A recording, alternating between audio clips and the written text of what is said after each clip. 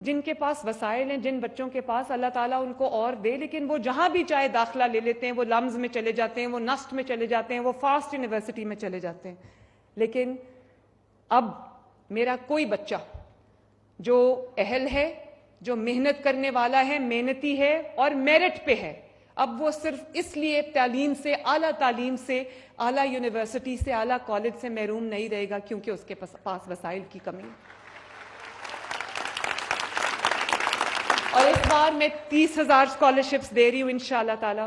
اگلی بار انشاءاللہ یہ جو اب نیا فسکل ایئر آ رہا ہے، اس میں یہ اسکالرشپس کو 30,000 سے بڑھا کے میں 50,000 تک لے کے جاؤں گی انشاءاللہ تعالیٰ.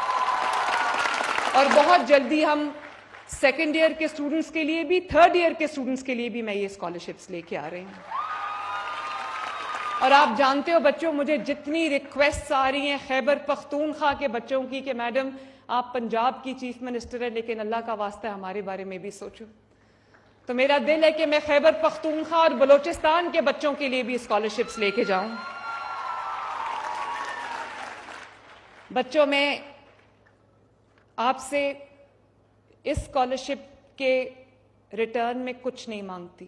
میں صرف یہ چاہتی ہوں کہ آپ محنت کرو، اپنی زندگی سنوارو، اپنا مستقبل سنوارو، اپنے ماں باپ کو اپنے اوپر فخر کرنے کا موقع دو.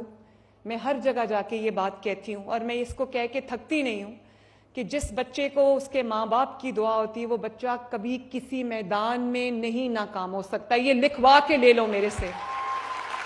جس بچے کے والدین اس سے راضی ہیں اس کا رب بھی اس سے راضی ہے. اور میں آپ کے سامنے ایک مثال ہوں.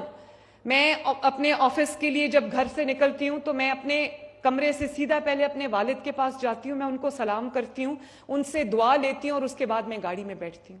اسی طرح جب میں اپنے گھر واپس آتی ہوں، چاہے میں جتنی بھی تھکی ہوں، جتنی بھی مجھے دیر ہو جائے، میں اپنے کمرے میں نہیں جاتی. گھر انٹر ہوتے ساتھ ہی میں اپنے والد کے کمرے میں جاتی ہوں، پہلے ان کو سلام کرتی ہوں، ان کی دعا لیتی ہوں، پھر اپنے کمرے میں واپس جاتی ہوں.